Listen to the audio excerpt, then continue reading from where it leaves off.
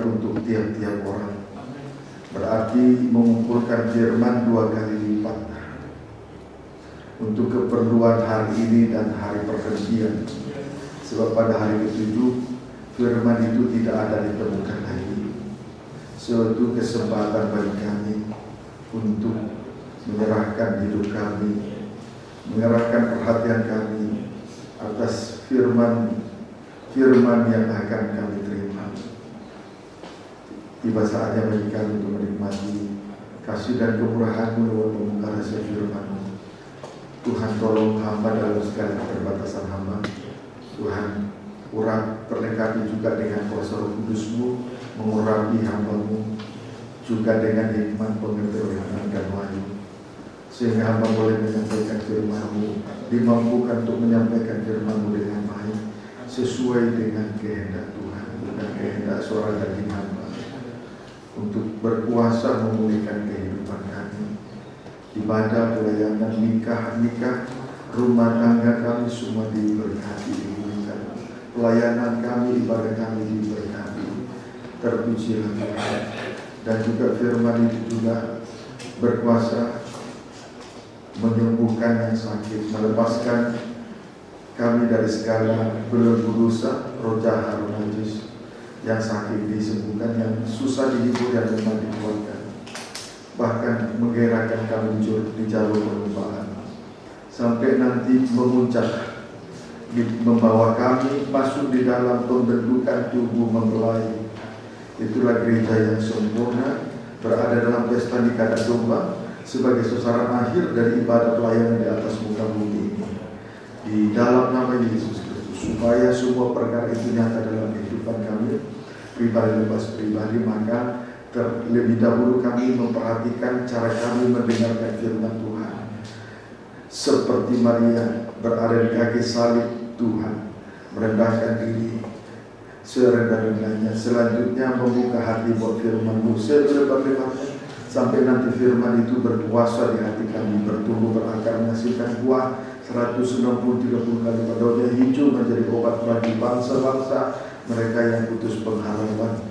Dan selanjutnya Engkau telah hadir di tengah ibadah ini sebagai imam besar, melayani, berdoa, memperdamaikan dosa kami dan menyelamatkan tubuh-Mu. Tolong Tuhan memberi dari hal satu berikutnya juga urapi hamba-Mu, urapi kami semua, puas dengan kuasa Roh-Mu, kuasa yang anak-Mu yang masih kecil-kecil. Tuhan, Mardika, isi David, Eloi, Yesus, siapa saja nanti, Yeremia, Tuhan kuasai mereka sekaliannya. Sidang jemaat umat-Mu yang masih dalam perjalanan, tibakan dengan selamat, percepat langkah mereka untuk bersama-sama beribadah melayani di tempat ini, jauhkan dari celaka, tabrakan, berbahaya. Terpujilah Tuhan, berkati umat Tuhan, anak-anak Tuhan, hamba Tuhan yang sedang mengikuti live streaming, video internet, YouTube, Facebook, dimanapun mereka berada. Biarlah kiranya kami diberkati, dipulihkan, sehingga kami pulang tidak sama ketika kami datang. Terpujilah Tuhan. Kami sambut firman-Mu Tuhan, hanya di dalam nama Tuhan Yesus Kristus. Haleluya. Amin.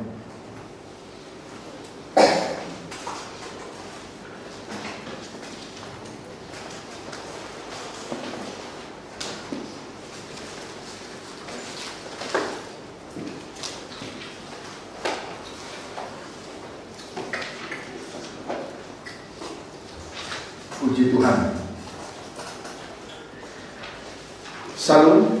Salam. Salam. Salam. Selamat sore. Salam sejahtera bagi kita sekaliannya. Biarlah kiranya kebahagiaan surga turun atas kita di tengah-tengah ibadah dan pelayanan kita. Ibadah raya minggu disertai dengan kesaksian dan perjamuan suci. Karena ini adalah minggu yang pertama bagi kita sekaliannya.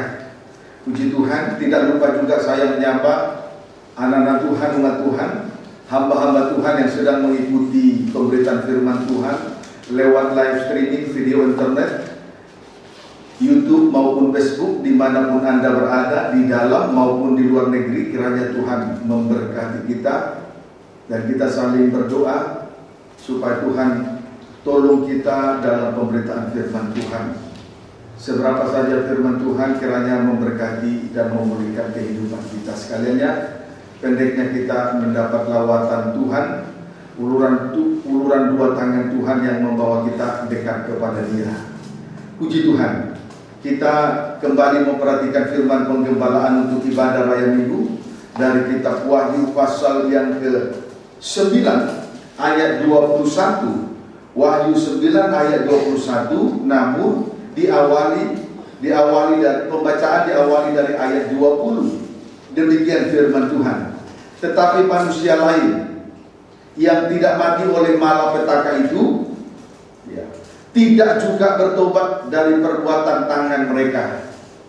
Ya, puji Tuhan. Penghukuman dari sangkakala yang ke-6 yang ditiup oleh malaikat yang ke-6 membunuh sepertiga dari umat manusia.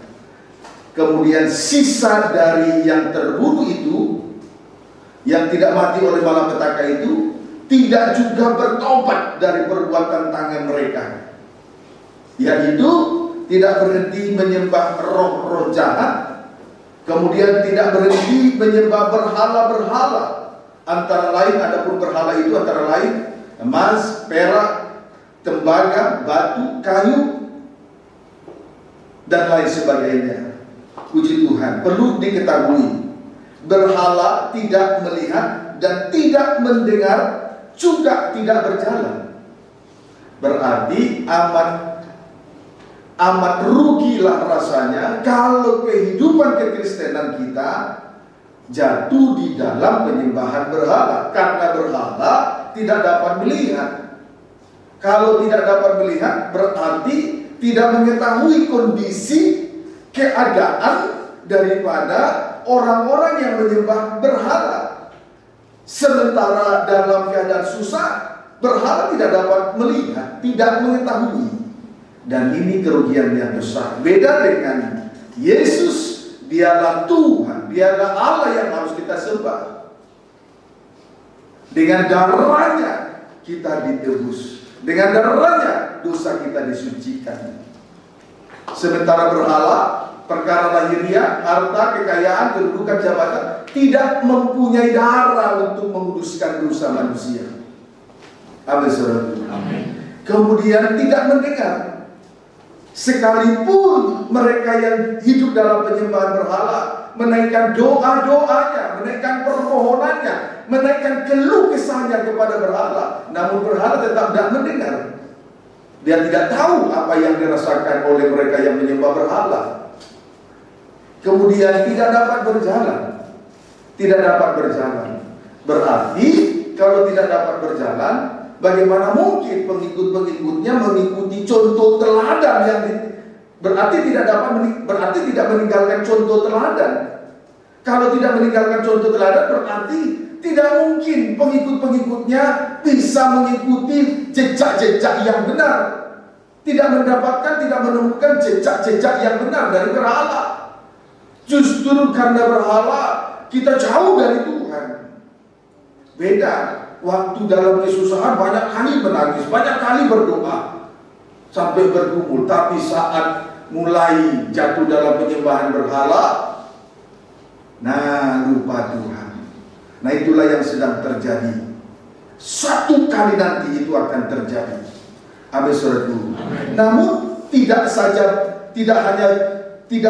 namun tidak berhenti sampai di situ. Di ayat 21. Dan mereka tidak bertobat daripada pembunuhan, sihir, percabulan, dan pencurian.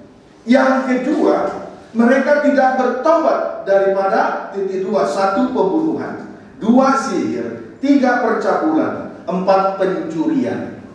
Yang pertama pembunuhan, yang kedua sihir. Telah saya sampaikan minggu lalu dan lusa. Amin, saudaraku. Sekarang kita akan memperhatikan keterangan percabulan. Keterangan percabulan.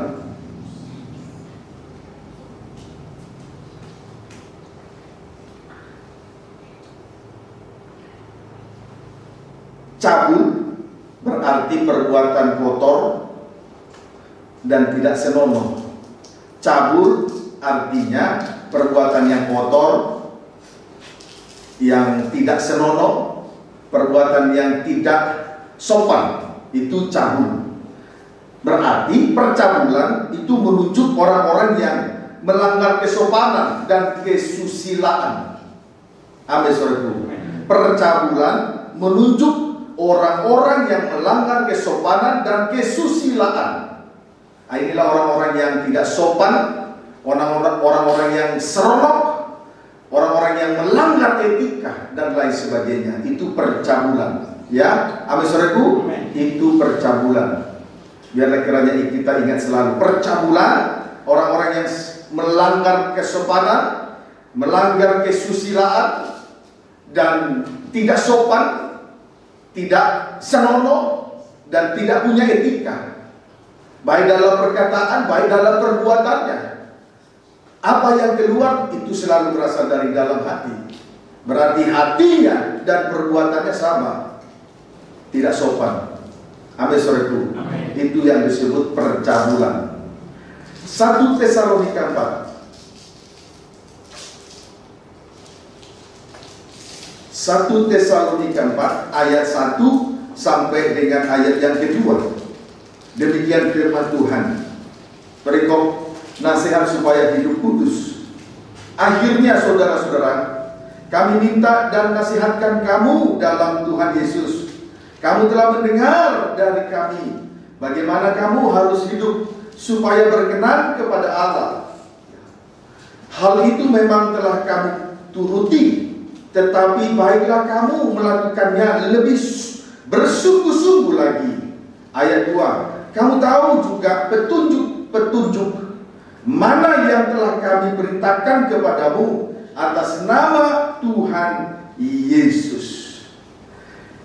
Hidup berkenan kepada Allah berarti sesuai dengan petunjuk-petunjuk yang telah diberikan. Kita banyak mendapat petunjuk dari Tuhan lewat pemberitaan firman Tuhan. Di tengah-tengah ibadah-ibadah yang Tuhan percayakan ini, dengan satu tujuan, supaya kita berkenan kepada Tuhan. Amin, saudaraku. Supaya hidup kita berkenan di hadapan Tuhan. Kita sudah banyak mendapat petunjuk-petunjuk dari Tuhan lewat firman yang disampaikan, supaya hidup kita berkenan. Dan kalau memang kita sudah menuruti petunjuk-petunjuk yang sudah kita terima lewat pemberitaan firman Tuhan, kiranya kita melakukannya lebih sungguh-sungguh lagi. Itu kerinduan dari Rasul Paulus, sehingga ia menuliskan suratnya kepada jemaat di Tesalonika. Amin, saudaraku. Kemudian ayat yang ketiga, karena inilah kehendak Allah pengudusanmu, yaitu supaya kamu menjauhi percabulan. Supaya kamu menjauhi percabulan. Allah menghendaki pengudusan, yaitu menjauhi percabulan. Nah, inilah kehendak Allah. Sehingga supaya kita berkenan, maka kita perhatikan kehendak Allah, yaitu Allah menghendaki pengudusan, yaitu menjauhkan percabulan. Amin, saudaraku. Menjauhkan percabulan, sehingga dengan demikian kita berkenan kepada Tuhan. Sore ini, inilah petunjuk yang kita terima lewat firman Tuhan yang kita terima pada sore hari ini. Kita menjauhi percabulan, supaya inilah kehendak Tuhan, supaya kita berkenan kepada Tuhan, ya. Supaya Allah menghendaki pengudusannya itu menjauhi percabulan, supaya akhirnya kita berkenan kepada Tuhan oleh petunjuk-petunjuk yang kita terima sore hari ini. Amin, saudaraku. Baik, 1 Korintus pasal 10. 1 Korintus 10 ayat 2 sampai dengan ayat yang keempat. Demikian firman Tuhan. Untuk menjadi pengikut Musa, mereka semua telah dibaptis dalam awan dan dalam laut. Mereka semua makan makanan rohani yang sama, dan mereka semua minum minuman rohani yang sama. Sebab mereka minum dari batu karang rohani yang mengikuti mereka. Dan batu karang itu ialah Kristus. Saudaraku, bangsa Israel telah dibaptis, kemudian makan makanan rohani dan minum minuman rohani dari batu karang yang teguh. Itulah Kristus yang menyertai dan mengikuti perjalanan bangsa Israel di padang gurun selama 40 tahun. Amin, saudaraku. Strip pertama, dibaptis, berarti Yesus telah menyatakan kematiannya. Yesus telah menyatakan kematiannya. 2018 tahun Yesus telah mati di atas kayu salib, bangkit hari yang ketiga, dan itu dinyatakan bukan saja bagi bangsa Israel, tetapi juga bagi bangsa kafir, untuk kita sekaliannya, umat pilihannya. Amin, saudara. Strip yang kedua, makan makanan rohani. Makanan rohani menunjuk firman Tuhan yang telah diterima. Makan makanan rohani menunjuk firman Allah yang telah diterima. Dari firman Allah inilah, jadi firman Allah adalah makanan rohani, dan setiap makanan rohani yang senantiasa dinikmati. Lewat berita firman yang disampaikan, kita boleh mendapatkan petunjuk-petunjuk untuk melakukan kehendak Allah Bapa, supaya kita berkenan kepada Dia, yaitu hidup di dalam pengudusan, menjauhkan diri dari percabulan. Amin, saudaraku. Strip yang ketiga, minum minuman rohani. Minum minuman rohani menunjuk Roh El Kudus dengan segala aktivitasnya di antara orang-orang kudusnya. Amin, saudaraku. Minum minuman rohani menunjuk Roh El Kudus dengan segala aktivitasnya di antara orang-orang kudusnya. Saudaraku, saat ini kita berada di tengah-tengah kegiatan roh. Kita berada di tengah-tengah kegiatan roh. Kita berada di tengah-tengah ibadah dan pelayan. Di tengah-tengah kita beribadah kepada Tuhan. Di tengah-tengahnya ada pelayanan. Imam-imam melayani Tuhan sesuai dengan karunia-karunia Roh Kudus. Dan setiap imam yang melayani berbeda karunia-karunia Roh Kudus, tetapi sumbernya tetap dari Roh yang satu dan yang sama. Kita minum dari air, itulah Roh Kudus yang sama. Amin, saudaraku. Puji Tuhan. Namun kita lanjut membaca ayat yang kelima. Ayat 5. Tetapi sungguh pun demikian, Allah tidak berkenan kepada bagian yang terbesar dari mereka, karena mereka ditewaskan di padang gurun. Namun demikian, Allah tidak berkenan kepada mereka. Sementara tadi kita sudah melihat, sebagai pengikut Musa, bangsa Israel telah dibaptis, makan makanan rohani, minum minuman rohani. Namun demikian, Allah tetap tidak berkenan kepada mereka, sehingga sebagian dari bangsa Israel ditewaskan di padang gurun. Puji Tuhan, kiranya dapat dipahami dengan baik. Amin, saudaraku. Sebagian dari bangsa Israel ditewaskan di padang gurun, berarti tidak sampai ke tanah perjanjian, tanah Kanaan. Puji Tuhan, Tuhan menjanjikan hidup yang kekal. Biarlah kita suatu kali nanti berada di dalam kerajaan yang kekal, bahagia bersama dengan Kristus sampai selama-lamanya. Hati-hati supaya kiranya kita menjauhkan diri dari percabulan, ya. Amin, saudaraku. Jangan sampai pengikutan kita berhenti di tengah jalan, tapi biarlah kiranya kita sampai berada di dalam kerajaan surga. Itulah janji Tuhan. Sekarang langsung kita baca 1 Korintus 10 ayat 8. Janganlah kita melakukan percabulan seperti yang dilakukan oleh beberapa orang dari mereka, sehingga pada satu hari telah ditewas 23.000 orang. Salah satu penyebab mereka ditewaskan, bangsa Israel ditewaskan di padang gurun ialah karena dosa percabulan. Nah, itu yang menyebabkan bangsa Israel ditewaskan di padang gurun, yaitu oleh karena percabulan yang dilakukan sebagian orang dari bangsa Israel, yang dilakukan oleh sebagian dari bangsa Israel, sehingga pada satu hari saja tewaslah 23 orang. Jadi oleh karena percabulan itu tewaslah 23 orang hanya satu hari saja. Berarti yang tewas ini tidak sampai ke tanah yang dijanjikan oleh Tuhan kepada mereka. Ini pengikutan yang sia-sia. Dari awal telah banyak, dari awal pengikutan mereka sebagai pengikut Musa, dari awal mereka telah berkorban, baik tenaga, pikiran, waktu, dan harta benda sudah dipersembahkan untuk mendirikan kemah. Emas, perak, tembaga, batu dan kayu, minyak dan kain dan lain sebagainya, semua sudah dipersembahkan untuk Tuhan. Namun kalau pada akhirnya tewas di tengah jalan, kan ini semua menjadi sia-sia. Kalau memang pada akhirnya tidak sampai kepada tanah yang dijanjikan oleh Tuhan, ya lebih baik tidak usah ikut Tuhan. Amin, saudaraku. Kalau memang harus berhenti di tengah jalan sementara pengorbanan sudah banyak, ya lebih baik tidak usah ikut Tuhan. Ini menurut saya.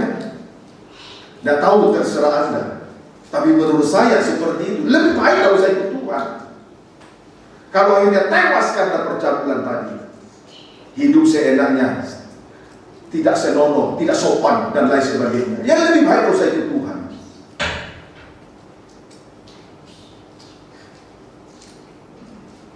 Amin, saudaraku. Amin. Paham, saudaraku? Amin. Puji Tuhan.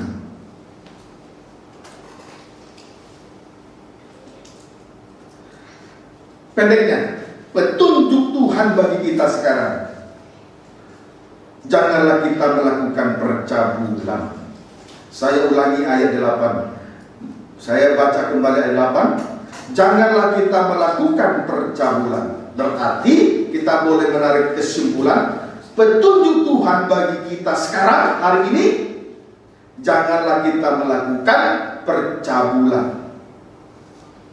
Atau kehendak Allah bagi kita sekarang supaya berkenan kepada Dia adalah pengudusan diri, yaitu menjauhi percabulan. Amin, saudaraku. Puji Tuhan.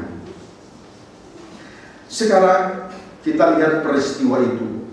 Ini ditulis oleh Rasul Paulus kepada jemaat. Peristiwa ini diangkat kembali ke atas permukaan oleh Rasul Paulus, ditulis kepada sidang jemaat di Korintus, sehingga firman Tuhan atau kitab suci ini, saudaraku, menjadi kesaksian bagi jemaat di Korintus, menjadi berkat, menjadi kesaksian, menjadi sebab contoh teladan ini menjadi kesaksian.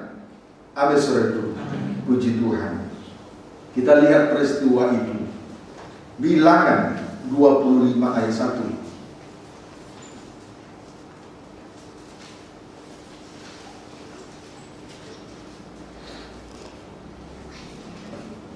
Demikian firman Tuhan. Bilangan 25 ayat 1. Israel menyembah Baal Peor. Sementara Israel tinggal di Sitim, mulailah bangsa itu berzina dengan perempuan-perempuan Moab. Sementara Israel berkemah di Sitim untuk sementara waktu sebelum melalui tanah Moab, terlebih dahulu bangsa Israel berhenti di Sitim. Mereka mohon permisi untuk melintasi tanah Moab. Jadi berkemahlah mereka di Sitim. Amin, saudaraku. Namun sementara mereka berkemah di Sitim, mulailah dari antara bangsa itu berzina dengan perempuan-perempuan Moab. berarti melakukan terjadi percabulan. Amin, saudaraku. Berarti terjadi percabulan dari sebagian besar dari antara bangsa Israel. Puji Tuhan. Haleluya. Sementara awal mereka untuk dibebaskan dari tanah Mesir, berarti terjadi penyembelihan terhadap anak domba pada waktu senja, diambil tanggal 10, kemudian disembelih pada tanggal 14, berarti dikurung selama 4 hari. Tapi saya tidak melebar tentang 4 hari. Dikurung selama 4 hari, kemudian disembelih setelah dikurung 4 hari pada tanggal 14, diambil tanggal 10, disembelih tanggal 14, dikurung 4 hari. Pada waktu senja anak domba disembelih. Lalu pada malam hari itu mereka keluar dari Mesir. Jadi kita telah dipanggil dari dunia ini dan dibebaskan dari perbudakan dosa oleh karena darah anak domba. Puji Tuhan. Amin, saudara. Kemudian kita telah dibaptis. Berarti Yesus telah menyatakan kematiannya.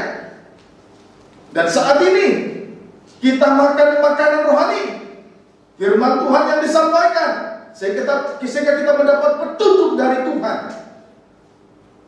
supaya kita berkenan,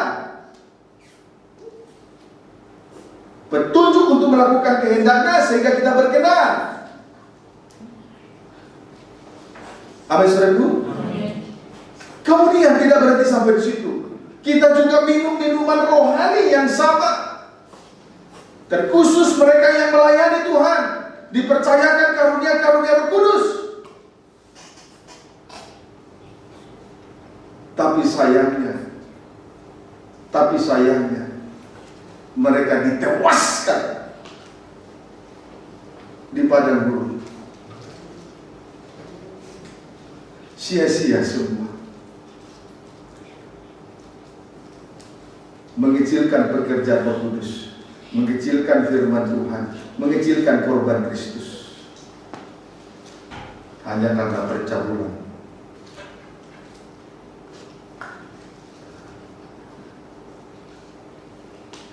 Apa tidak pilu hati Tuhan?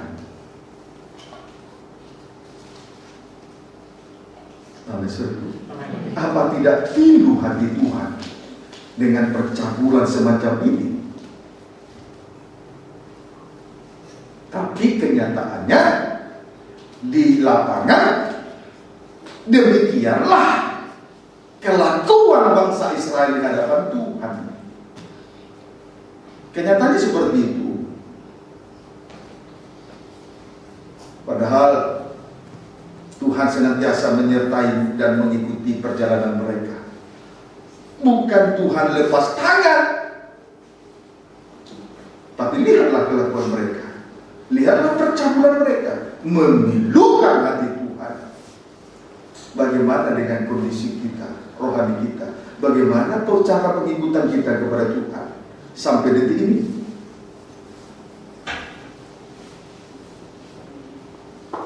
Dapat dipahami? Amin. Puji Tuhan. Haleluya. Sekarang ayat 2-3. Bilangan 25 ayat 2-3. Perempuan-perempuan itu mengajak bangsa itu ke korban sembelihan bagi Allah mereka. Lalu bangsa itu atau Israel itu turut makan dari korban itu dan menyembah Allah orang-orang itu. Ketika Israel berpasangan dengan Baal Peor, bangkitlah murka Tuhan terhadap Israel. Sampai pada akhirnya mereka berpasangan dengan Baal Peor, Allah orang Moab. Puji Tuhan. Inilah arah dari percabulan. Berarti kita dapat menarik kesimpulan, arah dari percabulan adalah penyembahan berhala. Sebagaimana bangsa Israel akhirnya berpasangan dengan Baal Peor, Allah dari orang Moab. Tidak mungkin orang cabul senantiasa menyerahkan dirinya untuk dipersembahkan kepada Tuhan sebagai persembahan yang hidup, kudus, berkenan kepada Tuhan. Tidak mungkin lagi dia hidup dan menyembah Allah yang hidup, Allah Abraham, Ishak, Yakub, Allah Israel, Allah yang berkuasa, Tuhan dan Juru Selamat, yang berdaulat atas kehidupannya sebetulnya.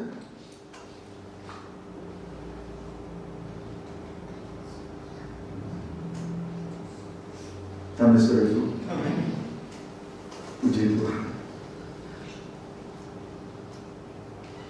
Jadi percabulan itu mengandung risiko, dan risiko tinggi sekali. Arahnya nanti kepada penyembahan berhala, sampai berpasangan dengan Baal Peor, Allah dari orang Moab. Dapat dipahaminya? Puji Tuhan. Kita lihat dulu 2 Korintus pasal 6.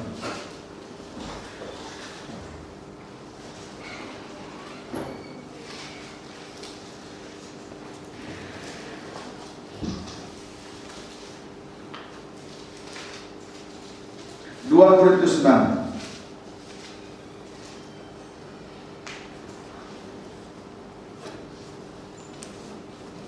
ayat 11 sampai 13 terlebih dahulu. Jangan ada lagi noda kekafiran. Ayat 11 sampai 13. Hai orang Korintus, kami telah berbicara terus terang kepada kamu. Hati kami terbuka lebar-lebar bagi kamu, dan bagi kamu ada tempat yang luas dalam hati kami. Tetapi bagi kami hanya tersedia tempat yang sempit di dalam hati kamu. Maka sekarang, supaya timbal balik, aku berkata seperti kepada anak-anakku, bukalah hati kamu selebar-lebarnya.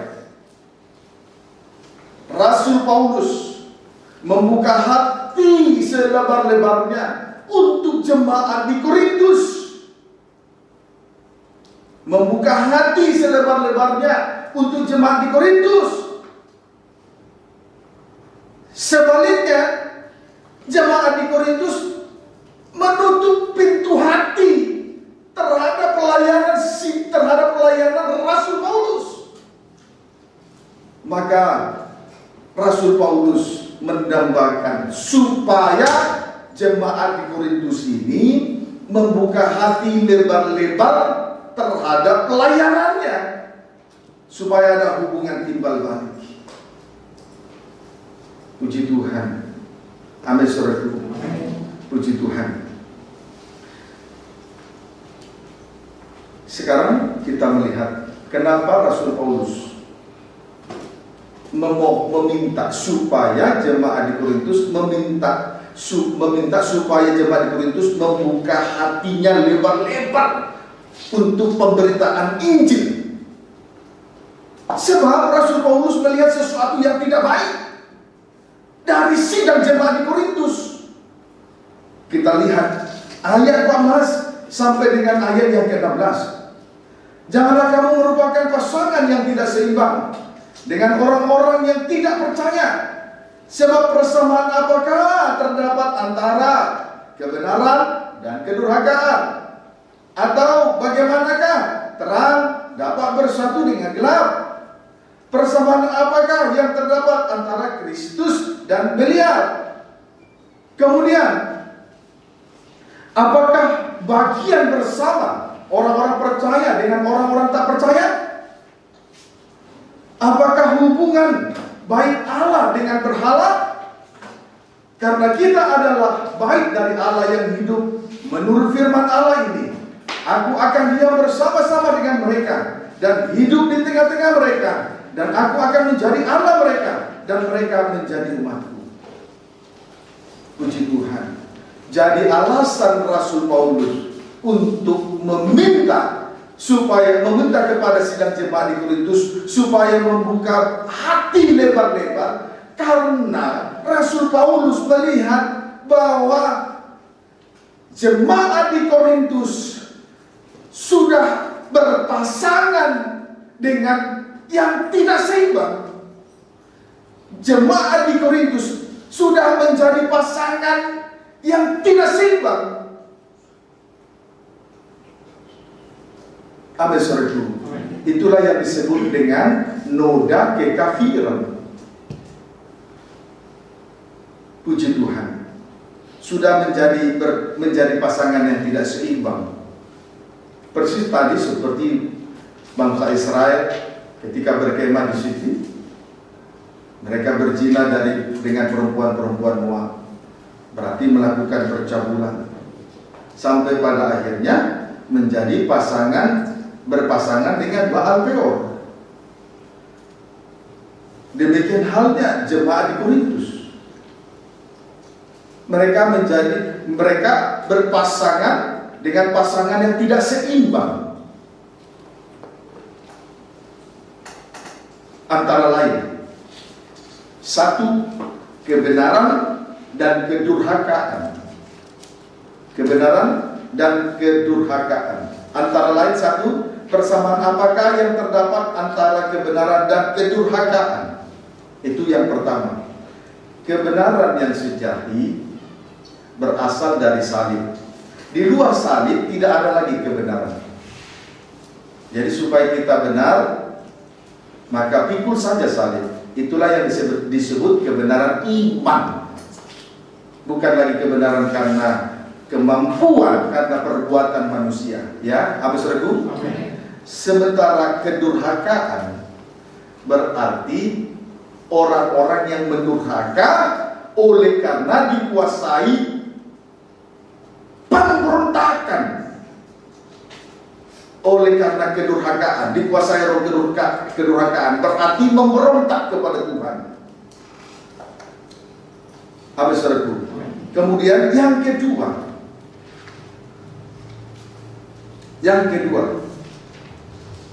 bagaimanakah terang dapat bersatu dengan gelap?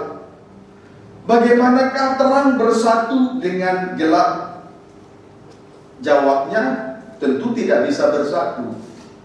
Sebab sedikit terang saja telah mengalahkan kegelapan. Amin, saudara. Kita diutus di bumi provinsi Banten untuk menjadi kesaksian, untuk menjadi terang, untuk menjadi contoh teladan, baik dalam perkataan dan perbuatan. Bagaikan kota di atas gunung. So, tidak ada yang tersembunyi, tidak ada dosa yang ditutup-tutupi. Kehidupan yang diurap menjadi terang, menjadi kesaksian, itu menunjuk kepada orang-orang yang diurapi oleh Tuhan. Itulah tujuh mata Allah, itulah ketujuh roh Allah yang diutus ke seluruh bumi untuk menjadi terang, untuk menjadi kesaksian. Berarti yang menjadi terang, untuk yang menjadi kesaksian adalah mereka yang diurapi Roh Kudus. Perhatikanlah ini, hai engkau yang diurapi Tuhan, hai engkau yang beribadah dan melayani kepada Tuhan. Kiranya kita semua menjadi kesaksian dimanapun kita berada. Amin, saudaraku. Gelap, sedangkan gelap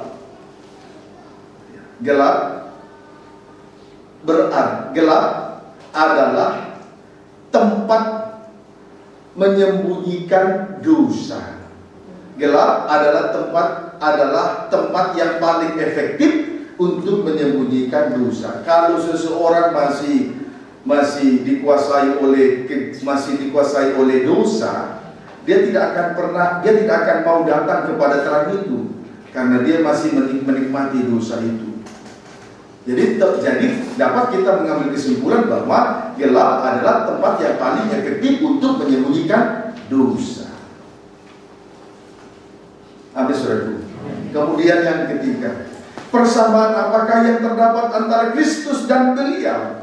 Persamaan apakah yang terdapat antara Kristus dan Beliau?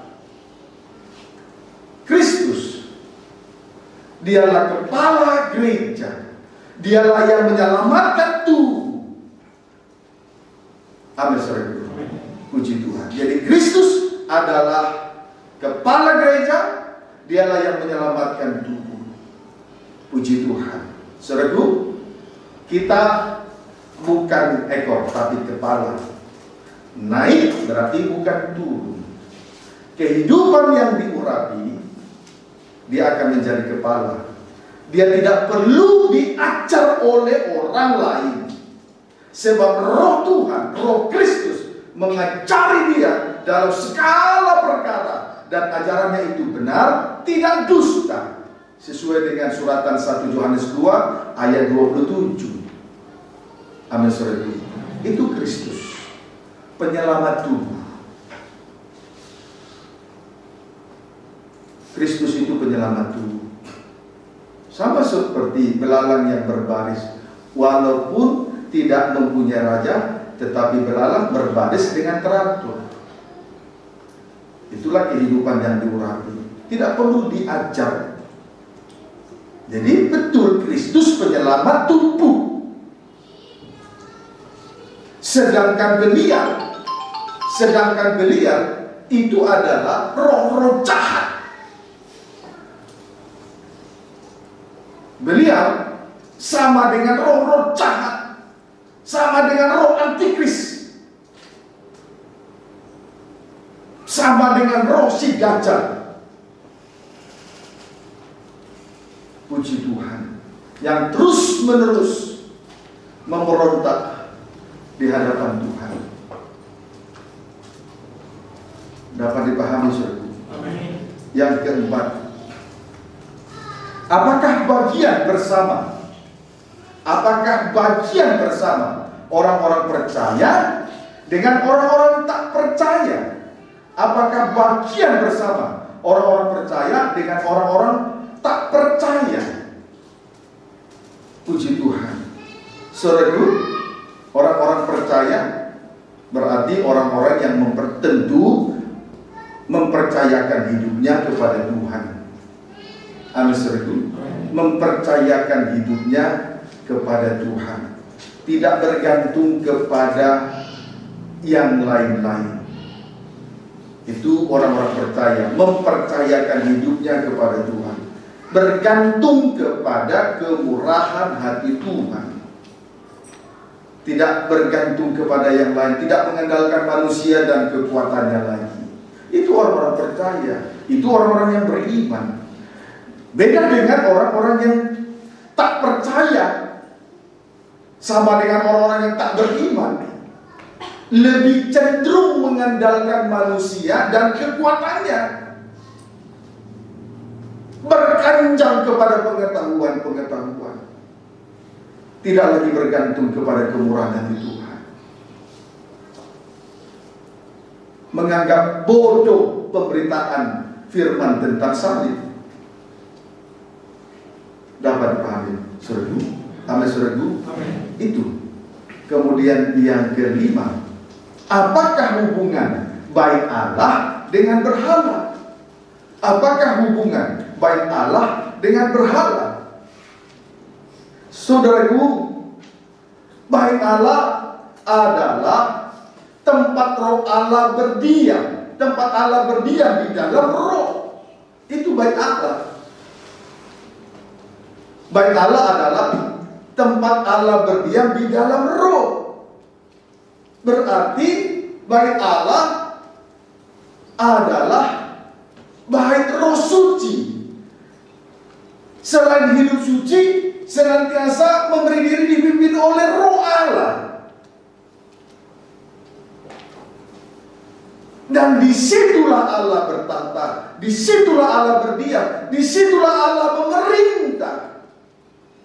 Di luar tabernakel Allah tidak memerintah. Di luar rumah Tuhan Allah tidak memerintah lagi. Coba tunjukkan tabernakel. Ini tabernakel. Percaya dimulai dari pintu gerbang. Inilah tabernakel, rumah Tuhan, baik Allah. Puji Tuhan. Disinilah Allah bertata. Disinilah Allah berdiam, bertata, memerintah umatnya. Di luar tabernakel Allah tidak memerintah. Allah tidak berkuasa. Apa jadinya kalau kehidupan seseorang? Apa jadinya kalau Allah tidak memerintah? Apa jadinya kalau Allah tidak menjadi raja, berkuasa dan bertata di dalam kehidupan seseorang? Inilah yang disebut kehidupan yang kosong. Dapat dipahami. Sedangkan berhala adalah buatan tangan manusia. Berhala adalah buatan tangan manusia. Berhala itu buatan tangan manusia. Berhala itu buatan tangan manusia. Tetap berhala buatan tangan manusia, dan itu bisa dibuat dari berhala emas, perak, tembaga, kayu, batu, permata, dan lain sebagainya. Namun itu tetap buatan tangan manusia. Berhala punya mata tapi tidak melihat, punya telinga tapi tidak mendengar, punya mulut punya hidung tetapi tidak bernapas, punya mulut tetapi tidak dapat mengeluarkan suara dari kerongkongannya, punya tangan tetapi tidak bisa melakukan sesuatu, punya kaki tetapi tidak bisa berjalan. Seperti itulah kondisi orang-orang yang menyembah berhala. Tidak dapat melakukan sesuatu yang sifatnya menyukakan hati Tuhan. Amin, saudara. Lihatlah orang-orang yang hidup di dalam penyembahan berhala. Sekalipun dia punya mata, tidak bisa melihat betapa Tuhan telah berkorban 2018 tahun yang lalu di atas kayu salib. Sekalipun punya telinga, tapi tidak mau mendengar firman, berpaling kepada yang lain-lain. Punya tangan, tidak digunakan untuk berkorban, tidak digunakan untuk melayani pekerjaan Tuhan. Punya kaki tetapi tidak bisa mengikuti jejak yang ditinggalkan oleh Kristus.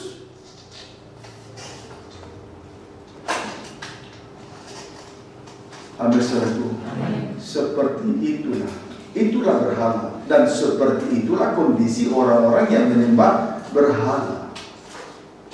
Kiranya dapat dipahami dengan baik. Amin, saudaraku. Puji Tuhan. Nah, saudaraku, ini terjadi oleh karena bangsa Israel telah berlaku cabul oleh karena percabulan mereka di hadapan Tuhan, sehingga akhirnya mereka menjadi berpasangan dengan Baal Peor. Itulah noda kekafiran. Amin, saudara. Puji Tuhan. Saya tetap berdoa kepada Tuhan, biarlah kiranya saya, istri dan anak saya, tanpa terkecuali seluruh sidang jemaat besar kecil, tua muda, laki-laki perempuan, Tuhan tolong sampai berada di tanah yang dijanjikan oleh Tuhan. Karena kita hanya hidup sementara di bumi. Sebetulnya tanah air kita adalah surga. Kita hanya menumpang, hanya sementara di sini. Darah dan daging tidak mewarisi kerajaan surga. Ayub dengan jelas berkata, aku dengan telanjang dilahirkan ke bumi, dan juga dengan telanjang kembali kepada Allah yang menciptakan langit bumi, atau kembali kepada Sang Khalik. Amin, saudara. Saya berdoa, jangan sampai seperti sebagian dari antara bangsa Israel ditewaskan di padang gurun hanya karena percabulan.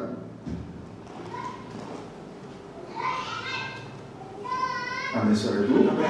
Puji Tuhan. Jangan ada satupun dari antara kita yang binasa. Saya berdoa.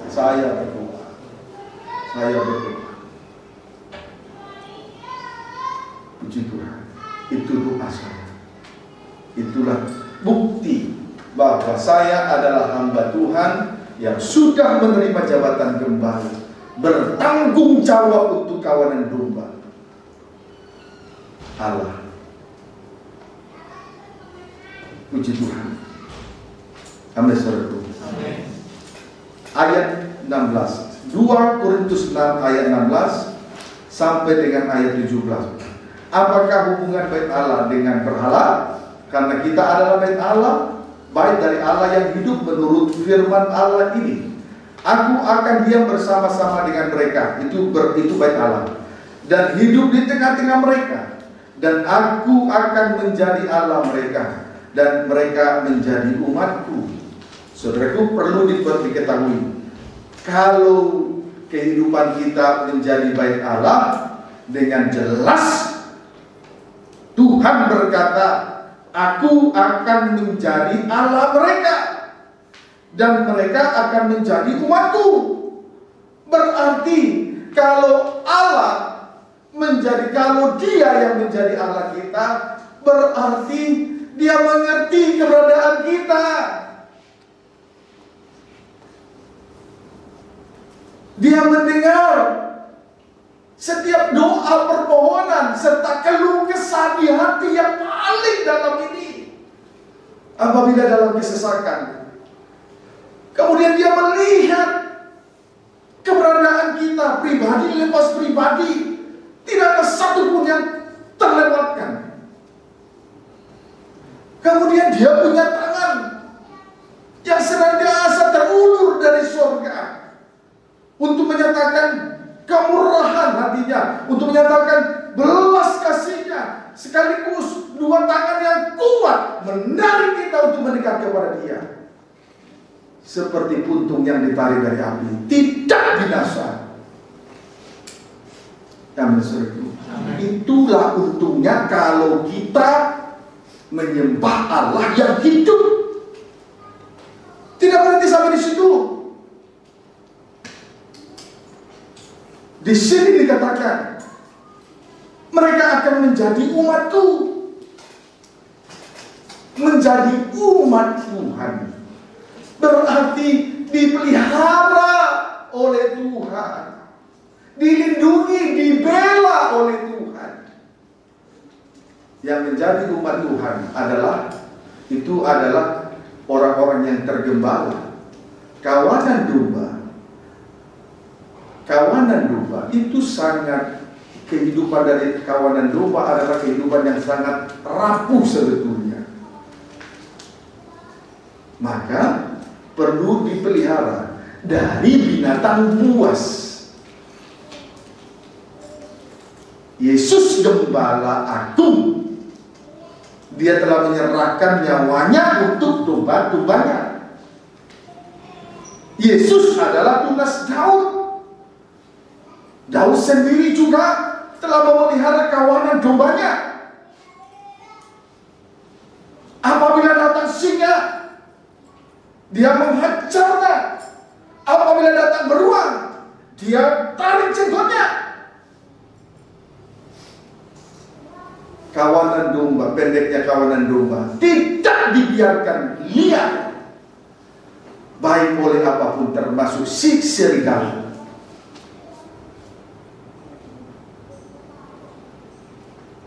Itu keuntungan kalau kita menjadi umatnya. Amin, saudaraku. Kemudian ayat 17, 2 Korintus 6 ayat 17. Sebab itu keluarlah kamu dari antara mereka dan pisahkanlah dirimu dari mereka. Firman Tuhan, jangan menjamah apa yang najis, maka aku akan menerima kamu.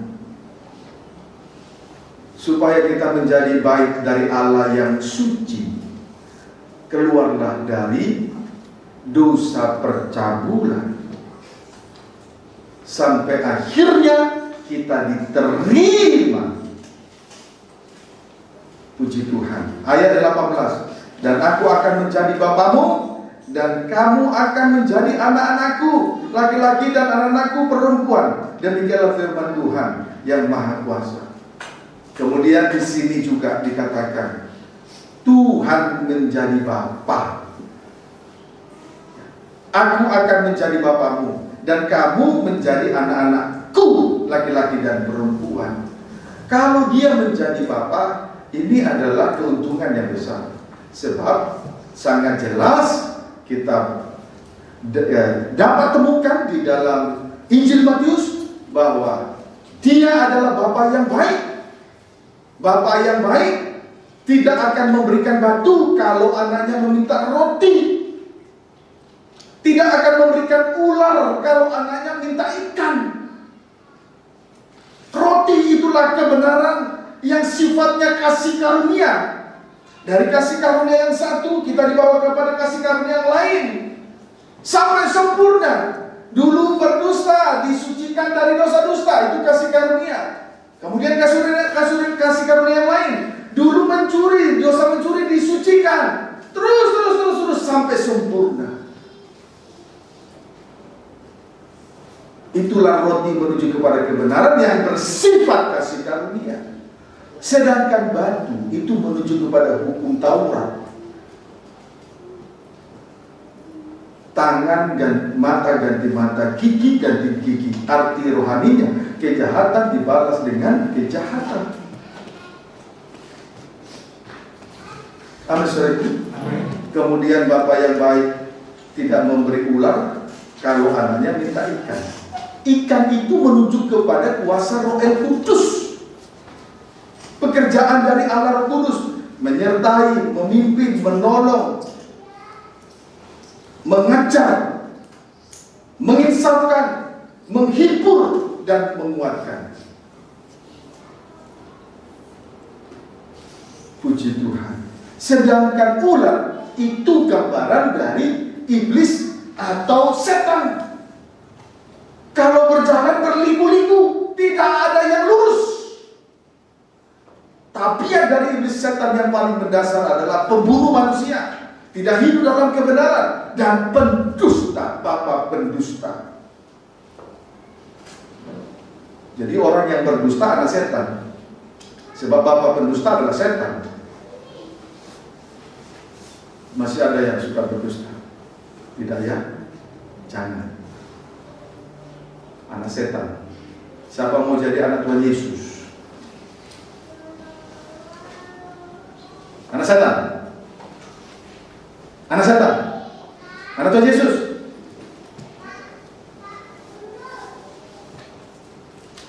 Anak Tuhan Yesus. Puji Tuhan. Jadi tekad kita dibuatnya. Dan Bapa, karena kita anak-anak Tuhan, harus dengar-dengar kepada Bapa yang baik. Amin, saudaraku. Dia Bapa yang baik. Kemudian kita diakui sebagai anak-anak. Baik laki-laki, anak-anak Tuhan, baik dia laki-laki, baik dia perempuan. Apa pekerjaan dari apa yang kita alami kalau kita jadi anak-anak Tuhan? Diasuh dan dirawat dengan baik. Diasuh dan dirawat dengan baik. Puji Tuhan. Musa diasuh oleh putri Firaun. Dia dididik dengan segala hikmat orang-orang Mesir, sehingga dia berkuasa dalam perkataan dan perbuatan. Amin, saudaraku. Dalam kandang penggembalaan ini, tubuh kita diasuh oleh Tuhan, roh kita diasuh oleh Tuhan, jiwa kita diasuh oleh Tuhan.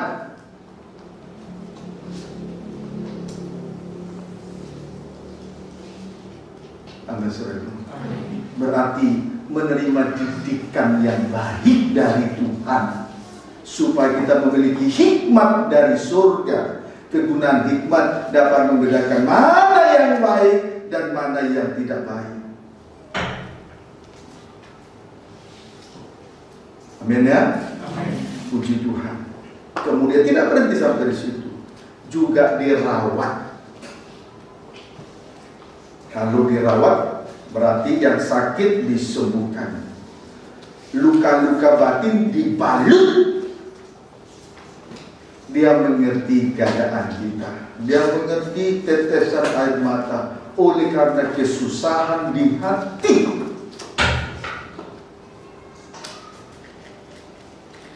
Puji Tuhan, memang dia yang melukai, tetapi dia yang menyembuhkan. Itu bukti bahwa kita dirawat oleh Tuhan.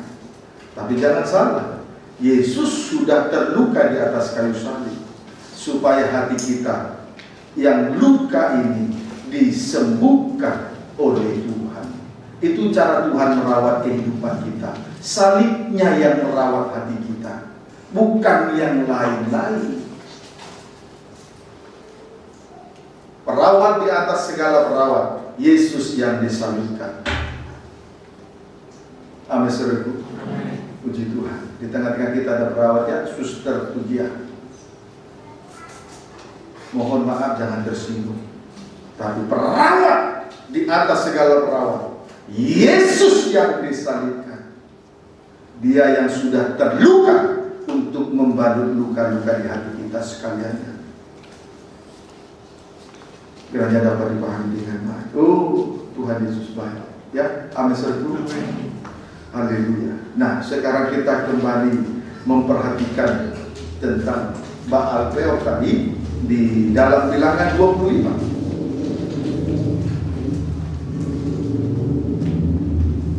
Bilangan 25. Kembali kita membaca ayat 2 sampai 3.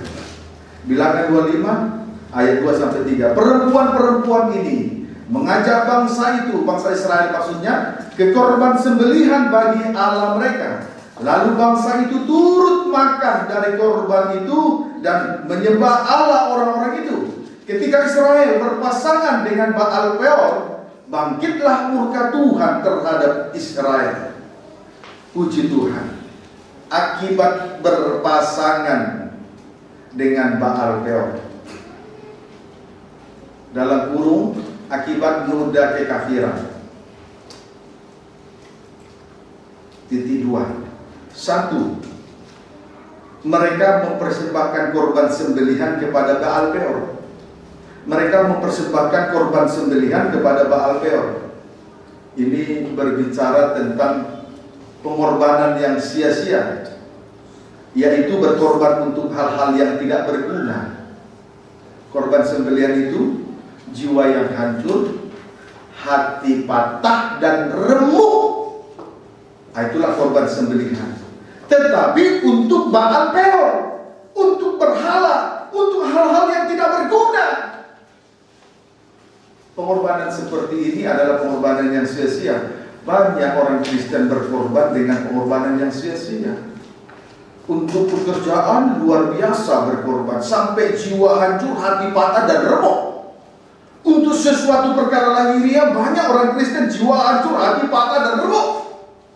Tapi untuk ibadah, untuk pelayanan, untuk bekerja Tuhan, untuk Allah yang disembah, tidak.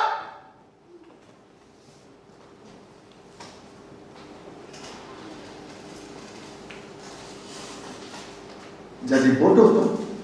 Jadi bodoh. Bangsa Israel jadi bodoh. Sebab itu Tuhan berkehendak supaya kita berkenan kepada Dia. Dia beri petunjuk-petunjuk lewat firman yang disampaikan supaya kita berkenan. Yaitu dalam pengudusan, yaitu menjauhkan percabulan. Sebab akibat dari percabulan ini fatal sekali. Bangsa Israel akhirnya menjadi berpasangan dengan Baal Peor. Saat mereka berpasangan dengan Baal Peor, mereka mempersembahkan korban sembelihan kepada Baal Peor. Pengorbanan yang sia-sia. Jiwa hancur, hati patah dan remuk. Tapi untuk berhala, kan jadi bodoh. Kepala jadi kaki, kaki jadi kepala. Sudah tidak terlihat lagi kebenaran. Sudah jadi aneh-aneh. Tapi kenyataannya itu terjadi. Di hari-hari ini terjadi. Bagaimana sikap kita mendapatkan petunjuk, menerima petunjuk semacam ini? Apa tetap keras hati untuk mempertahankan percabulan itu?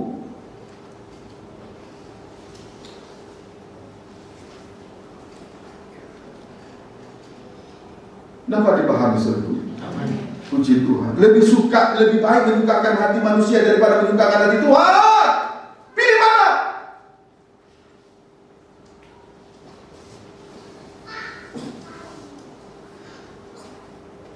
Puji Tuhan. Kemudian tidak berhenti sampai di situ. Yang kedua, atau strip yang kedua, turut makan dari korban itu. Turut makan dari korban itu, atau yang dikorbankan kepada Baal Peor itu. Ini berbicara tentang kebenaran diri sendiri, atau kebenaran yang ditentukan oleh berhala, yaitu kondisi, keadaan, situasi yang ada. Banyak orang Kristen hidup di dalam kebenaran yang seperti ini, menikmati kebenaran karena situasi, karena keadaan, karena kondisi, karena sesuai dengan yang ada di lingkungannya. Jadi lingkungan mempengaruhi kebenarannya. Nanti angin bertiup ke timur, dia di situ. Angin bertiup ke barat, dia di situ. Angin bertiup ke utara, dia di situ. Angin bertiup ke selatan, dia di situ. Tidak berpegang teguh kepada kebenaran yang sejati. Dapat dipahami seluruh. Puji Tuhan. Kemudian strip yang ketiga, menyembah Allah orang Moab.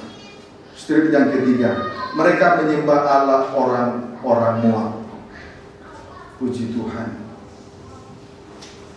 Berhala artinya segala sesuatu yang melebihi dari Tuhan. Misalnya, satu, kekerasan hati. Kekerasan hati itu berhala.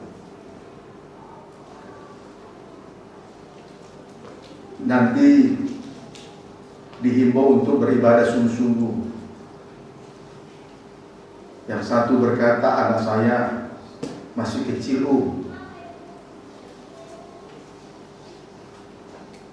tidak bisa. Itu kan keras hati. Tunggu besar dikit, sudah besar. Anak saya mesti diantar sekolah, akhirnya tidak bisa ibadah. Itu kan keras hati. Sudah besar anaknya, anak saya susah diatur. Ada saja alasannya. Itu kan keras hati. Dapat dipahami seluruh. Hati-hati ya. Kemudian berhala yang kedua, mengutamakan perkara-perkara lahiriah. Pokoknya berhala melebihi segala sesuatu yang melebihi dari Tuhan, itu berhala. Satu, kekerasan hati dengan contohnya. Dua, mengutamakan perkara-perkara lahiriah. Jadi kalau pekerjaan nomor satu, ibadah nomor dua, atau Tuhan nomor dua, itu berhala. Kalau uang nomor satu, ibadah nomor dua, atau Tuhan nomor dua, itu juga berhala. Pokoknya segala sesuatu yang melebihi dari Tuhan itu berhala. Akhirnya seperti itulah kondisi dari bangsa Israel ketika berpasangan dengan Baal Peor, yang diawali dari sikap yang cabul atau hidup dalam percabulan. Kiranya dapat dipahami dengan baik. Amin, saudara. Puji Tuhan. Nah, sekarang kita lihat Bilangan 25 ayat 3, kita baca kembali. Ketika Israel berpasangan dengan Baal Peor, bangkitlah murka Tuhan terhadap Israel. Akhirnya bangkitlah murka Tuhan terhadap Israel. Karena pada akhirnya bangsa Israel berpasangan dengan Baal Peor yang bermula dari percabulan tadi. Kiranya dapat dipahami dengan baik. Ayat yang keempat, Bilangan 25 ayat 4. Lalu berfirmanlah Tuhan kepada Musa, tangkaplah semua orang yang mengepalai bangsa itu dan gantunglah mereka di hadapan Tuhan dan di tempat terang, supaya murka Tuhan yang menyala-nyala itu surut daripada Israel. Puji Tuhan. Semua orang yang mengepalai bangsa itu ditangkap, lalu digantung di tempat terang. Ditangkap, semua yang mengepalai bangsa itu ditangkap, lalu digantung di tempat terang. Digantung di tempat terang artinya satu, perbuatan mereka adalah perbuatan yang sia-sia. Sebab orang yang digantung adalah orang yang terkutuk. Tidak ada artinya. Kepala tidak sampai ke langit, kaki tidak sampai ke tanah. Hidupnya sia-sia. Tidak di langit, tidak di bumi. Sia-sia hidup seperti ini. Kalau memang bumi, ya bumi. Kalau memang surga, kalau memang sasaran kita surga, ya surga saja, titik. Tapi di sini kita melihat mereka digantung di tempat terang. Satu, arti rohaninya satu, perbuatan mereka adalah perbuatan sia-sia. Sebab apa? Kalau memang tujuan kita bumi, ya bumi. Biar kaki bertumpu di atas bumi. Kalau tujuan kita surga, langit surga, ya surga saja. Tapi ini kita lihat digantung. Sia-sia. Tidak berarti. Pengertian yang kedua, perbuatan mereka jelas diketahui oleh Tuhan. Perbuatan mereka jelas diketahui Tuhan, sebab mereka digantung di tempat yang terang, bukan di tempat yang tersembunyi. Ya, dapat dipahami saudara. Puji Tuhan. Dan itu harus dilaksanakan supaya murka Tuhan surut terhadap Israel. Ayo mulai sekarang tentukan sikap kita masing-masing. Bumi, sasaran kita bumi atau surga? Kalau bumi saja, ya silakan terus. Perhatian selalu tertuju kepada perkara di bawah. Kalau surga, terus perhatian kita selalu terarah kepada surga, perkara di atas, perkara rohani. Jangan tergantung-gantung.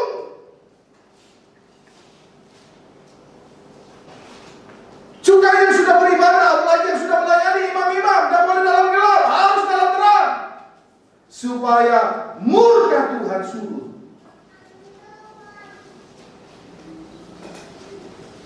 Amin, saudaraku. Puji Tuhan.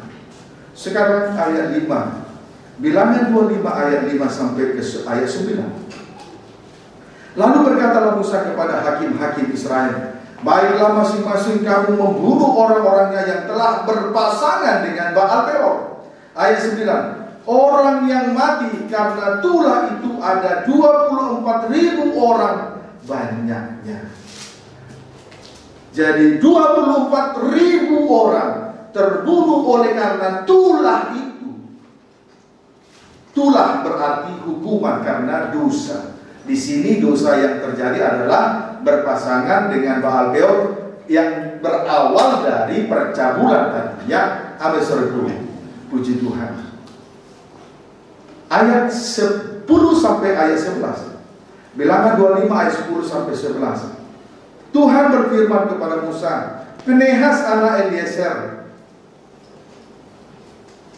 Boleh kita baca ayat 7 ya, tapi penulisan ayat 10-11. Ketika ayat 6. Kebetulan datanglah salah seorang Israel membawa seorang perempuan Midian. Jadi bukan hanya perempuan Moab, perempuan Midian kepada sanak saudaranya dengan dilihat Musa dan segenap umat Israel yang sedang bertangis-tangisan di depan pintu kemah pertemuan oleh karena tulah tadi.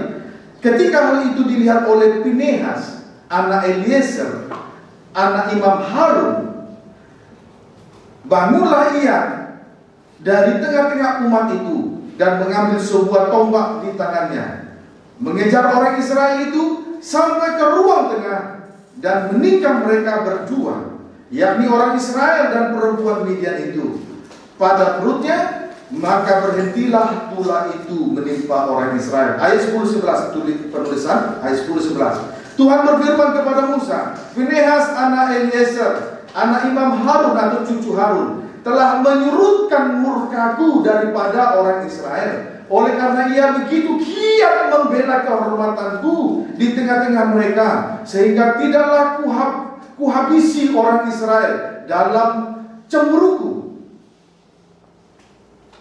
Puji Tuhan, saudaraku, menjauhi percabulan sama dengan membela kehormatan Tuhan, seperti yang dilakukan oleh Finehas anak Eliezer cucu Imam Harun.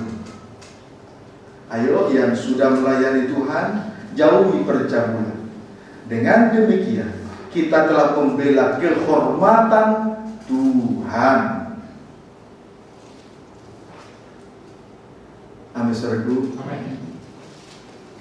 Persis seperti doa Bapa kami, dikuduskanlah namamu, kemudian datanglah kerajaanmu di bumi ini seperti di surga.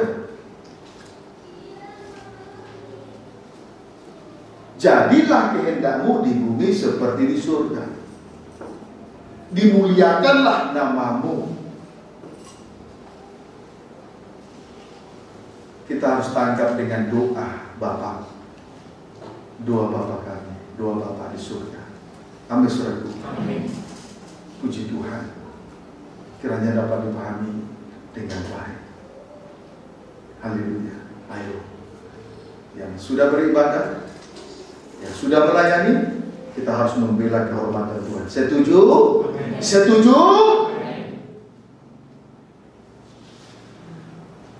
Belajarlah seperti Finehas anak Eliezer cucu Harun. Dia membela kehormatan Tuhan.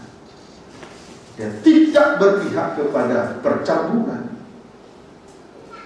supaya surut murka Tuhan dari bangsa Israel. Murka karena percabulan itu tulah. Berarti harus makan korban. Seperti tulah 10. Kematian dari anak-anak sulung dari bangsa Mesir sampai kepada anak sulung binatang Mesir, sehingga Israel menjadi anak sulung, beribadah dan melayani kepada Tuhan. Dapat dipahami saudara? Puji Tuhan. Ayat 12-13, Bilangan 25 ayat 12-13. Sebab itu katakanlah, sesungguhnya aku berikan kepadanya perjanjian keselamatan yang daripadaku, untuk menjadi perjanjian mengenai keimaman selama-lamanya bagi dia dan bagi keturunannya, karena ia telah begitu giat membela Allahnya dan telah mengadakan pendamaian bagi orang Israel. Puji Tuhan, kalau kita giat membela kehormatan Tuhan, layak menjadi pelayan Tuhan, menjadi imamat rajani, tetap berada di tempat yang tinggi dan mulia dan istimewa. Imamat rajani adalah sebuah kedudukan yang sangat tinggi di hadapan Tuhan dan istimewa.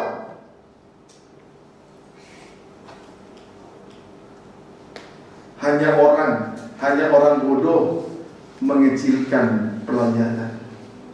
Hanya orang yang bodoh yang tidak mengerti tentang mengecilkan pelayanan. Paham saudara? Puji Tuhan. Sebetulnya imamat rajani itu adalah sebuah kedudukan yang sangat tinggi, ya. Sangat tinggi dan istimewa, spesial, orang-orang yang dikhususkan oleh Tuhan. Derajatnya sangat tinggi dan mulia. Sebetulnya haruslah kita membela kehormatan Tuhan.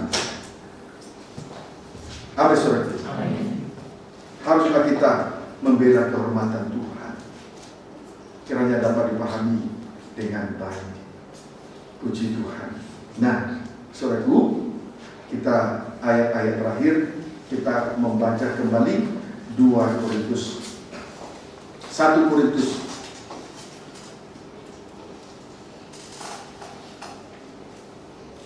yang ke-6.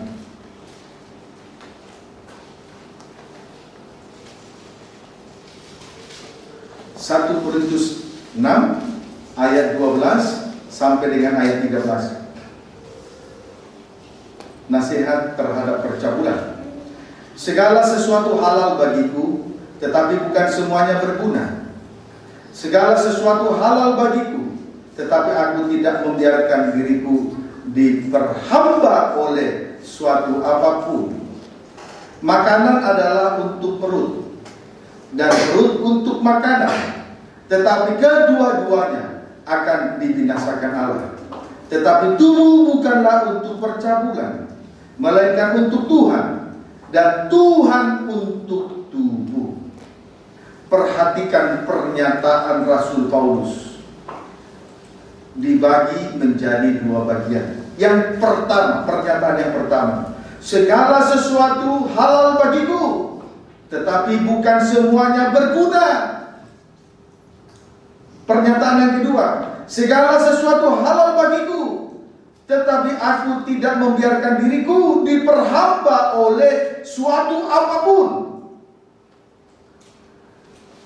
Adapun maksud dari pernyataan Rasul Paulus adalah, adapun maksud dari 2 pernyataan Rasul Paulus adalah titik 2. Makanan adalah untuk perut, dan perut untuk makanan.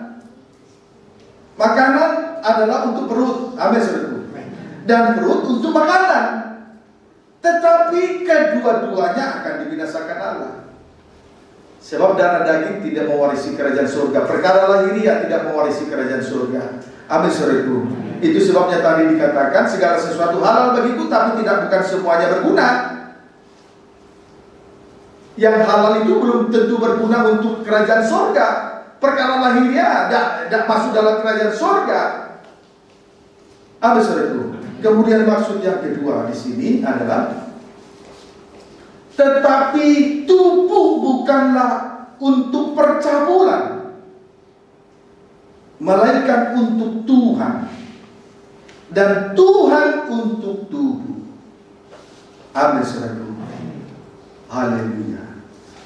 Tetapi tubuh bukanlah untuk percabulan, melainkan untuk Tuhan, dan Tuhan untuk tubuh kita masing-masing. Puji Tuhan. Jadi segala sesuatu halal, tapi bukan semuanya berguna. Amin saudaraku.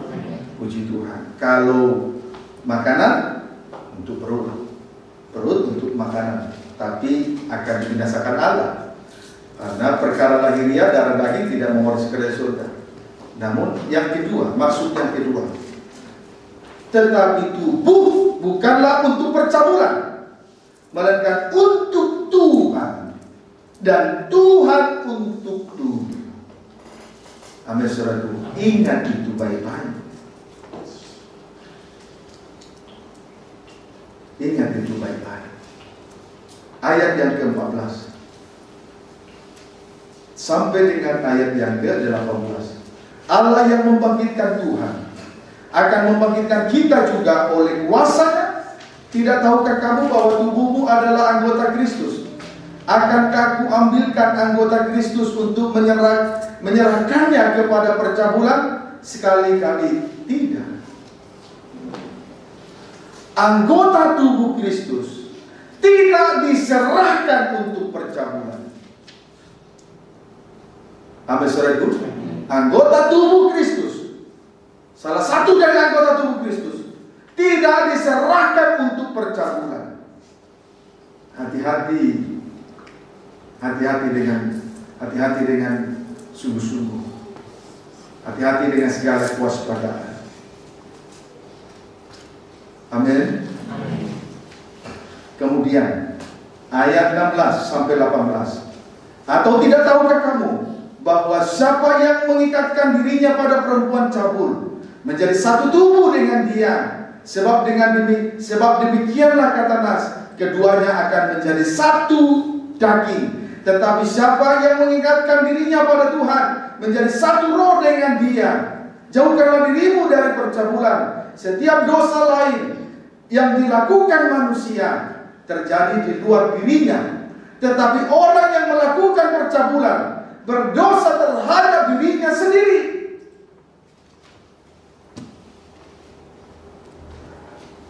Amin, saudaraku. Ingat baik-baik, jauhkanlah dirimu dari percabulan. Tidak tahukah kamu bahwa jauhkanlah dirimu dari percabulan. Alasan Tuhan menuntut ini kepada kita karena setiap dosa yang lain dilakukan manusia terjadi di luar dirinya. Tetapi orang yang melakukan percabulan berdosa terhadap dirinya sendiri. Karena sudah pasti orang cabul, dia sengaja berbuat cabul. Beda dengan orang yang berada di bawah hukum Taurat. Itu di luar pemikirannya. Walaupun hukum Taurat itu karena hukum Taurat itu merangsang dosa. Amin, saudaraku. Lihat ya, yang bersifat daging dia terjual di bawah hukum Taurat.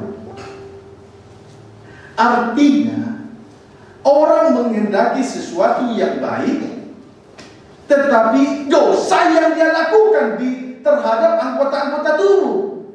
Kenapa? Karena hukum Taurat merangsang dosa. Di dalam hukum Taurat ada 9 kali kata jangan, jangan, jangan. Tetapi justru dengan 9 kali kata jangan, dosa terjadi. Tetapi itu di luar pemikiran. Sedangkan orang yang berlaku cabul, dia berdosa terhadap dirinya sendiri.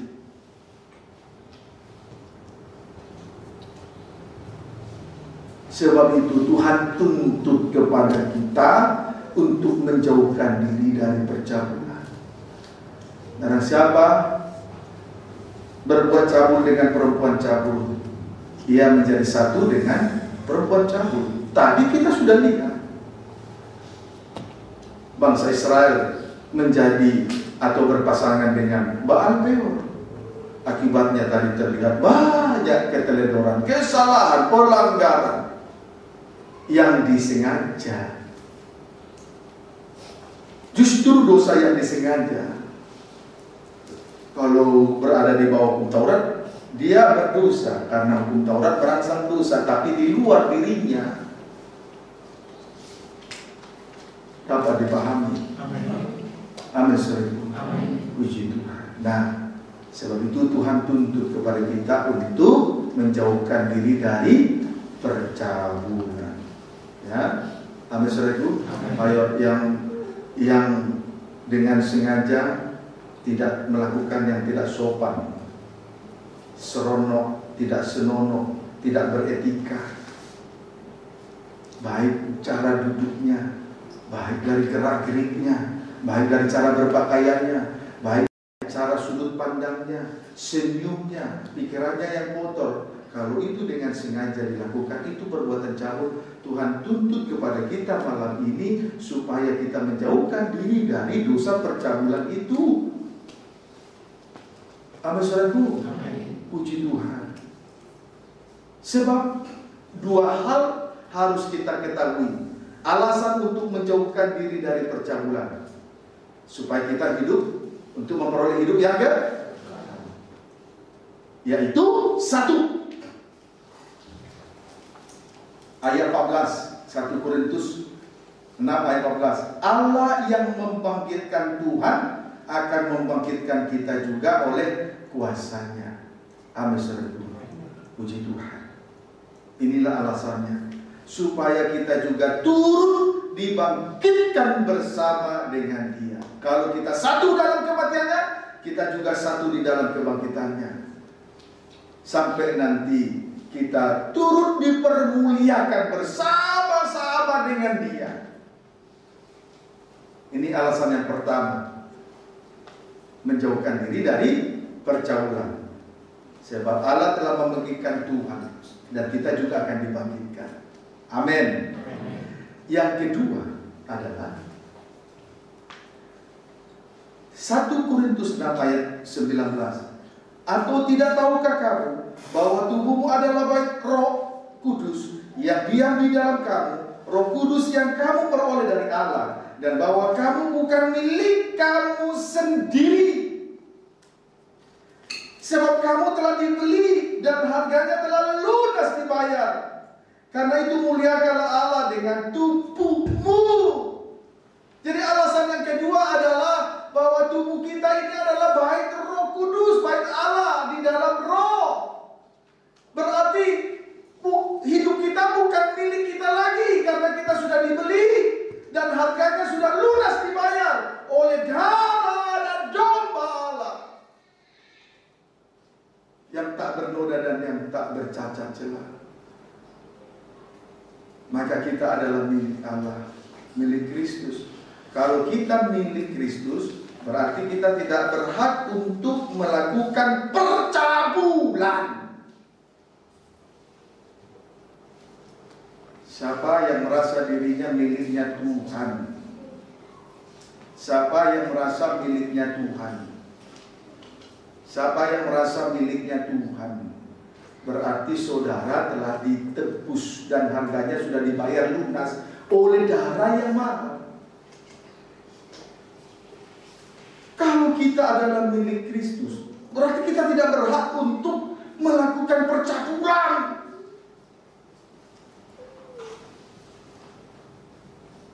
Kami saudaraku, oleh sebab itu, sadarlah sesadar-sadarnya kalau memang kita adalah milik Tuhan, sebab kita sudah ditebus oleh darah yang mahal, harganya sudah dibayar dengan darah yang mahal yang tak bernoda, tak bercuci, tak bercacat celah.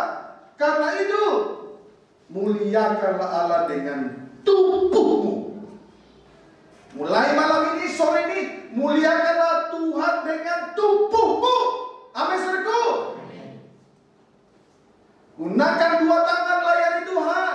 Gunakan dua kaki ikuti jejak Tuhan. Gunakan mata untuk terus memandang salib. Gunakan dua telinga untuk terus mendengar apa yang difirmankannya.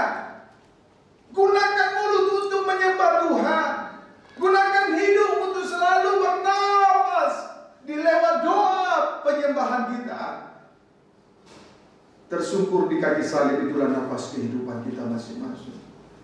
Segala sesuatu yang kita miliki yang berkaitan dengan tubuh ini, biarlah kita gunakan untuk memuliakan Tuhan. Itulah dua alasan yang pasti. Jadi, satu, Tuhan telah membangkitkan, Allah telah membangkitkan Tuhan. Kalau kita jauhkan diri dari percabulan, kita juga akan dibangkitkan. Dan kelak Dia datang dalam kemuliaan, kita turut dipermuliakan. Dua, kita adalah bait Allah, karena kita sudah dibeli, harganya sudah lunas dibayar oleh darah anak domba yang tak bernoda dan tak bercacat.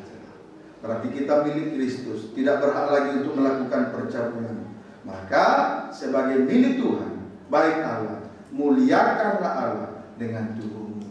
Dari ujung rambut sampai ujung kaki, gunakanlah itu memuliakan Tuhan. Tuhan Yesus memberkati kita semua.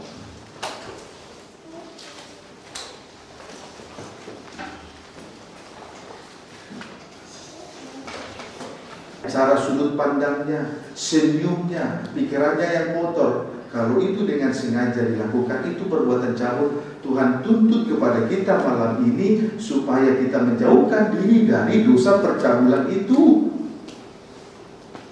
Amin, saudaraku. Puji Tuhan. Sebab dua hal harus kita ketahui. Alasan untuk menjauhkan diri dari percabulan, supaya kita hidup untuk memperoleh hidup yang yaitu satu, ayat 14, 1 Korintus 6 ayat 14. Allah yang membangkitkan Tuhan akan membangkitkan kita juga oleh kuasanya. Amin, saudara. Puji Tuhan. Inilah alasannya, supaya kita juga turut dibangkitkan bersama dengan Dia. Kalau kita satu dalam kematiannya, kita juga satu di dalam kebangkitannya.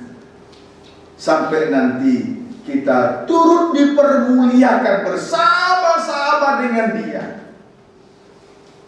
Ini alasan yang pertama, menjauhkan diri dari percaulan. Sebab Allah telah membangkitkan Tuhan, dan kita juga akan dibangkitkan.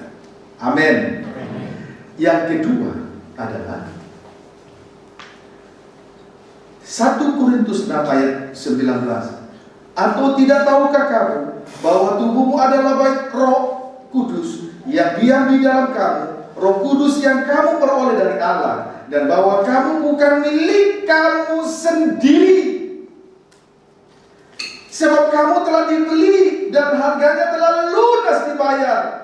Karena itu muliakanlah Allah dengan tubuhmu. Jadi alasan yang kedua adalah bahwa tubuh kita ini adalah bait Roh Kudus, bait Allah di dalam Roh.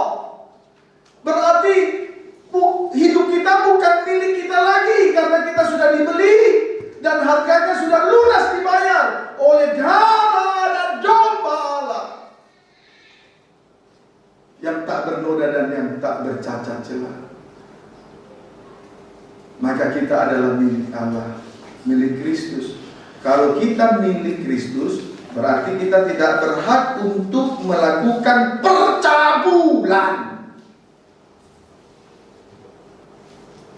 Siapa yang merasa dirinya miliknya Tuhan? Siapa yang merasa miliknya Tuhan? Siapa yang merasa miliknya Tuhan? Berarti saudara telah ditebus dan harganya sudah dibayar lunas oleh darah yang mahal. Kalau kita adalah milik Kristus, berarti kita tidak berhak untuk melakukan percabulan.